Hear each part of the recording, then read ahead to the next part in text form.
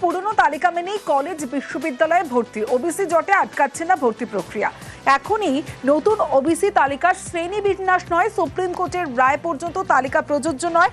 রাজ্যের নথি ও সওয়ালে সন্তুষ্ট হাইকোর্ট। সরাসরি চলে যাব, আমার সঙ্গে অর্ণব হাজরা রয়েছে। অর্ণব, সওয়াল জবাবে আজ কি উঠে এলো এবং কোন সওয়ালে সন্তুষ্ট হাইকোর্ট? দেখো, তোমার প্রথমেই যেটা জানাই, রাজ্য জুড়ে দীর্ঘদিন অপেক্ষার পর কেন্দ্রীয়ভাবে অনলাইন পোর্টাল খুলেছে রাজ্যের উচ্চশিক্ষা দপ্তর এবং সেখান থেকেই সমস্ত কলেজে ভর্তির আবেদনপত্র গ্রহণ করা হচ্ছে। এবং সেখানে মামলায় যে আসে ওবিসি সংরক্ষণ সংক্রান্ত মামলা, সেখানে অভিযোগ ছিল যে এই হাইকোর্টের আদেশের পরিপন্থী কাজ হচ্ছে, তাই আদালত অবমাননা হয়েছে। এবং প্রথম কয়েকদিনেতেই হিসেব হচ্ছে প্রায় ৭১,০০০ আবেদনপত্র জমা পড়েছে, কলেজে ভর্তি হতেছে আবেদন জমা পড়েছে। এই মুহূর্তে আজকে হাইকোর্টের যে পর্যবেক্ষণ, যে নির্দেশ, তাতে নির্যাস ভর্তির যে প্রক্রিয়া অর্থাৎ আবেদন গ্রহণ, সেই পর্ব চলবে। তবে আবেদন গ্রহণ পর্বে শুধুমাত্র অনলি ওবিসি, যারা ২০১০-এর আগে ৬৬ সম্প্রদায়ের মধ্যে বিন্যস্ত ছিল, সেই ওবিসি তালিকা জন্য একটা আলাদা অপশন করার প্রস্তাব বা পর্যবেক্ষণ রাখলো কলকাতা হাইকোর্ট। একই সঙ্গে রাজ্যের অ্যাডভোকেট জেনারেল একটি নথি আদালতে প্লেস করেন, সেটা ডিসক্লেমার বা একটা নির্দেশিকা বলতে পারি, যা হচ্ছে এই অনলাইন পোর্টালে কেন্দ্রীয়ভাবে কলেজে ভর্তি হওয়া সেই সংক্রান্ত যে বিজ্ঞপ্তি প্রথম শুরু হয়েছিল, সেটা হয়েছিল রাজ্যের নতুন যে ওবিসির তালিকা ১৪০টা, সেটা ১২ই জুনের রাজ্যের নির্দেশিকা মেনে। কিন্তু ১২ই জুনে ওবিসি তালিকা সংক্রান্ত যে নির্দেশিকা, তার ওপর স্থগিতাদেশ দিচ্ছে হাইকোর্ট।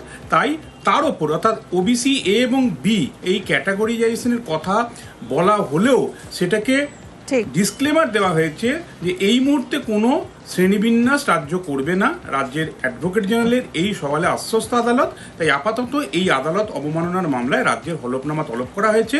৪ঠা জুলাই ফের এই মামলার শুনানি। আপাতত অনলাইন পোর্টালে ভর্তির আবেদন গ্রহণ প্রক্রিয়া যেমন চলছিল সেটা চলবে। বেশ, ৪ঠা জুলাইয়ের দিকে আমাদের অবশ্যই নজর থাকবে। অর্ণব, তালিকা সংশোধনের আড়ালে এনআরসি চাঞ্চল্যকর অভিযোগ করেছেন মুখ্যমন্ত্রী মমতা বন্দ্যোপাধ্যায়। নাম তুলতে ভোটারকে দিতে হবে ডিক্লারেশন দিতে হবে বাবা মার বার্থ সার্টিফিকেট। এটা ঘুরিয়ে এনআরসি চালুর চেষ্টা বলে দাবি করেছেন মমতা বন্দ্যোপাধ্যায়। শুরুতেই শোনাবো মুখ্যমন্ত্রী মমতা বন্দ্যোপাধ্যায় ঠিক কি অভিযোগ করলেন। ইলেকশন কমিশন থেকে দুটো লেটার, যদিও এটা বিহারকে কেন্দ্র করে এটা দিয়েছে, কিন্তু it will be applicable for all. আমাদের যেটা দেখছি খুব আপত্তিজনক, ডিক্লারেশন ফর্ম করেছে একটা। কোশ্চেনটা হচ্ছে, বলছে অ্যানেক্সচার ডিতে declaration form, I was born in India between 1/7/1987 and 2/12/2004। মানে 1947 সাল থেকে কোনো কাউন্ট হবে না। আমার মাথায় কিছু ঢুকছে না। ডকুমেন্ট যেগুলো দিতে হবে, বাবা মায়ের বার্থ সার্টিফিকেটও দিতে হবে। এটা কি হচ্ছে? এতে অনেক ঘাবলা আছে, মানে স্ক্যাম আছে। বিহারটা তো আসলে বিজেপির গভর্নমেন্ট কিছু করবে না, but for Bengal this is they are targeting actual Bengal. But election commission can't do it unilaterally without talking to the political parties. সরাসরি চলে যাব, আবির ঘোষাল রয়েছে আমার সঙ্গে, আবিরের সঙ্গে কথা বলবো। তালিকা সংশোধনের আড়ালে এনআরসি, এই যে চাঞ্চল্যকর অভিযোগ, এই অভিযোগ কেন করলেন মমতা বন্দ্যোপাধ্যায়? আবির, দেখো, প্রথমত নির্বাচন কমিশন যদি এ ধরনের কোনো সিদ্ধান্ত গ্রহণ করে, তার বক্তব্য হচ্ছে তাহলে যে রাজনৈতিক দলগুলি রয়েছে তাদের সঙ্গে এই বিষয় নিয়ে আলোচনা করাটা দরকার ছিল। যদিও নির্বাচন কমিশনের তরফ থেকে একতরফা সিদ্ধান্ত গ্রহণের কথা জানানো হয়েছে, কোনো রাজনৈতিক দলগুলির সাথে এই বিষয় নিয়ে কোনো প্রকার আলোচনা তারা করেনি।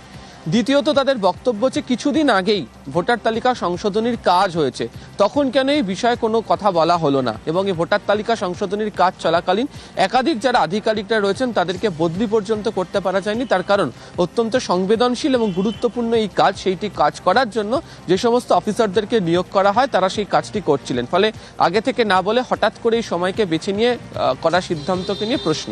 তৃতীয়ত হচ্ছে যে সময়সীমার কথা বলা হচ্ছে, তিনি আজকে উল্লেখ করেছেন 1987 জুলাই থেকে 2004 ডিসেম্বর পর্যন্ত এই সময়টার ক্ষেত্রে কেন বাছাই করা হচ্ছে। এই প্রসঙ্গে তার বক্তব্য হচ্ছে যারা যুব সম্প্রদায়ের যারা রয়েছেন, যারা ইয়াং এজ যারা রয়েছেন, তাদেরকে কোথাও গিয়ে সমস্যা তৈরি করার চেষ্টা করা হচ্ছে। এবং চতুর্থত বক্তব্য হচ্ছে যে ধরনের ক্রাইটেরিয়ার কথা বলা হচ্ছে, যেগুলো সেলফ ডিক্লারেশনের ক্ষেত্রে জমা দেওয়ার কথা বলা হচ্ছে, এক্ষেত্রে দাঁড়িয়ে হচ্ছে মা বাবার যে জন্ম সার্টিফিকেট স্থান সেগুলো পাওয়ার ক্ষেত্রে একটা অসুবিধা তৈরি হতে পারে। ফলে এই ধরনের সেলফ ডিক্লারেশনের মধ্যে দিয়ে যে কার্যত চাপিয়ে দেওয়া হচ্ছে, সেটাকেই কার্যত ঘুরপথে এনআরসির একটা ব্যবস্থা করা হচ্ছে বলে তিনি অভিযোগ করেছেন। এবং এই প্রসঙ্গে তুমি জানো, তিনি আজকে উল্লেখ করেছেন যে সাধারণ মানুষকে বোঝানোর কাজ তারা শুরু করছেন।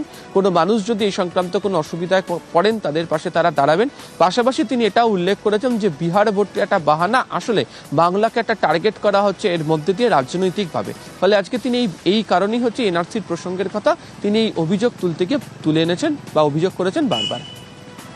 বেসাবের বিহার আসলে অজুহাত, আসলে বাংলাকে টার্গেট করার অভিযোগ মুখ্যমন্ত্রী। बिहार बहाना है और बंगाल को रुकना है, लेकिन वो कुछ नहीं कर पाएगा। रुकावट अगर खेद है तो रोशनी बारकर छीनना है, ये बंगाल का वादा है। ভুয়ো ভোটার কার্ডের পর এবার ভুয়ো আধার। কাকদ্বীপে জাল আধার কার্ড তৈরির চক্র, সাইবার ক্যাফের আড়ালে জাল আধার তৈরি। আরো একবার জানিয়ে রাখি, ভুয়ো ভোটার কার্ডের পর এবার ভুয়ো আধার। কাকদ্বীপে জাল আধার কার্ড চক্র। সরাসরি চলে যাব, বিশ্বজিৎ রয়েছে আমার সঙ্গে, বিশ্বজিতের সঙ্গে কথা বলবো। বিশ্বজিৎ, এই যে চক্রের হদিশ কিভাবে সামনে এলো?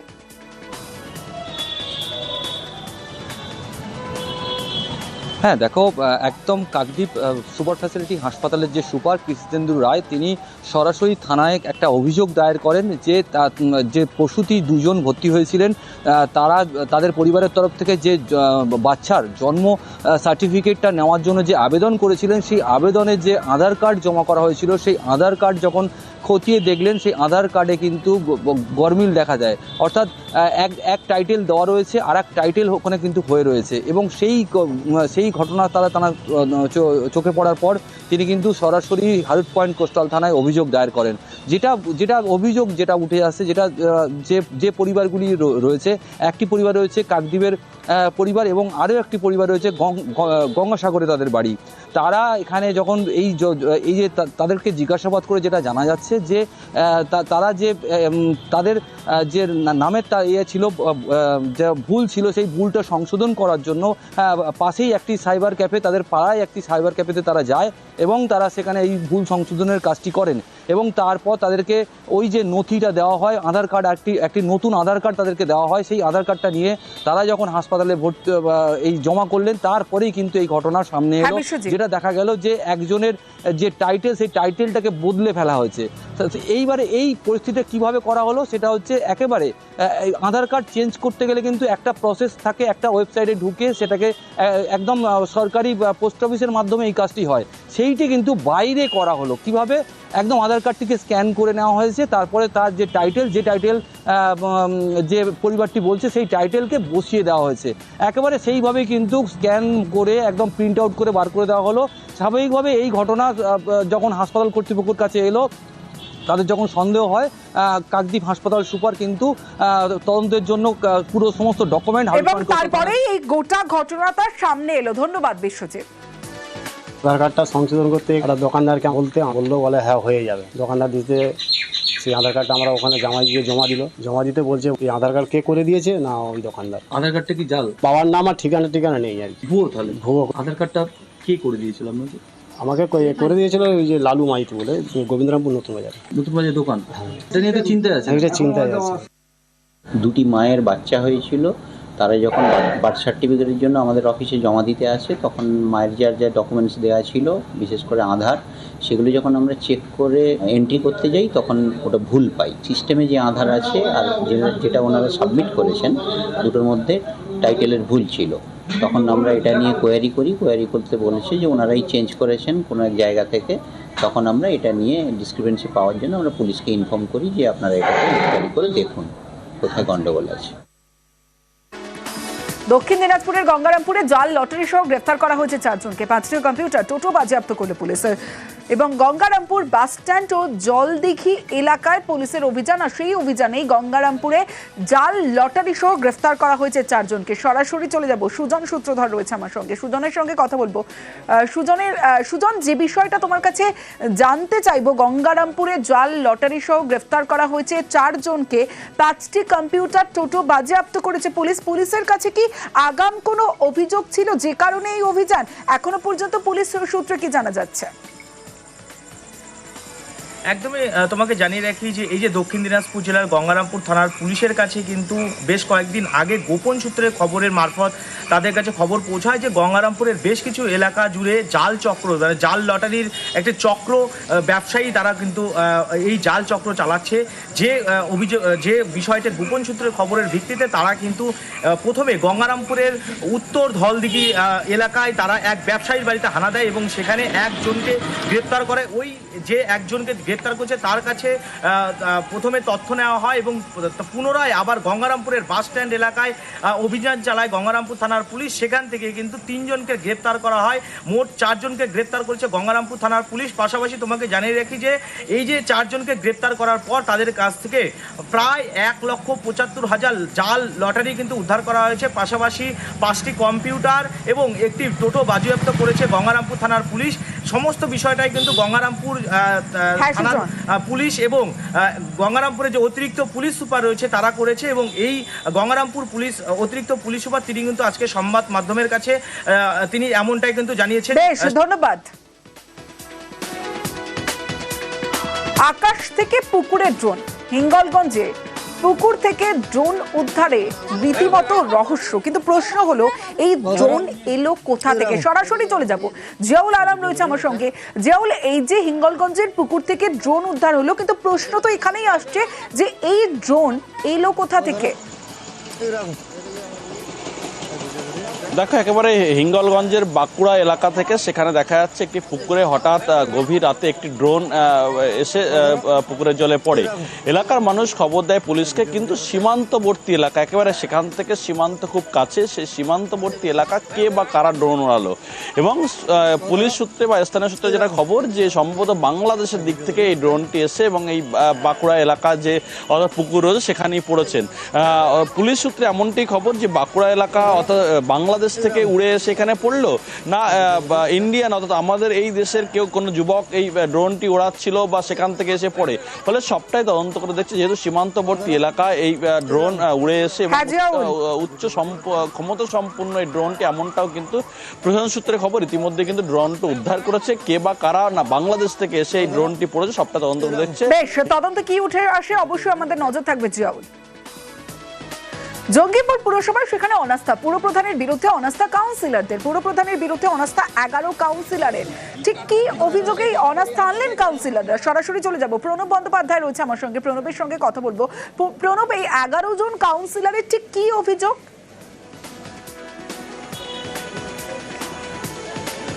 দেখো, একাধিক দুর্নীতির অভিযোগ তুলেই কিন্তু আজকে তৃণমূলের পুরপ্রধানের বিরুদ্ধেই কিন্তু তৃণমূলের যে কাউন্সিলররা রয়েছেন তারা কিন্তু অনাস্থা দিলেন। জঙ্গিপুর পুরসভায় মোটে 21 জন সদস্য রয়েছে, যার মধ্যে কিন্তু তৃণমূলের হচ্ছে 16 জন এবং 3টে হচ্ছে বামেদের, একটা কংগ্রেস এবং একটি বিজেপি রয়েছে, যার মধ্যে কিন্তু 11 জন সদস্য, যার মধ্যে একজন বিজেপি সদস্য রয়েছে।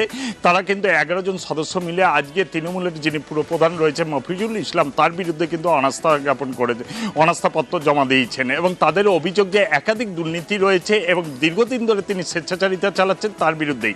কিছুদিন আগেই কিন্তু জঙ্গিপুরের যিনি বিধায়ক রয়েছেন জাকির হোসেন, এই তৃণমূলের পুরপ্রধানের বিরুদ্ধে কিন্তু সোচ্চার হয়েছিলেন দুর্নীতির অভিযোগ তুলে এবং বিভিন্ন দপ্তরে কিন্তু তিনি সেই অভিযোগ করেছিলেন। তারপরেই কিন্তু অচলাবস্থা দেখা দেয়, একাধিক দুর্নীতি নিয়ে সরব হয়েছিলেন। তারপরে কিন্তু তৃণমূল কাউন্সিলররা, যেহেতু রাজ্য থেকে কোনো রকম ব্যবস্থা নেওয়া হয়নি বা অপসারণ করা হয়নি, সেই কারণেই কিন্তু এই তৃণমূলের পুরপ্রধানের বিরুদ্ধেই আর কি তৃণমূলের কাউন্সিলররা অনাস্থা পত্র জমা দিয়েছেন বলে তাদের দাবি। বেশ।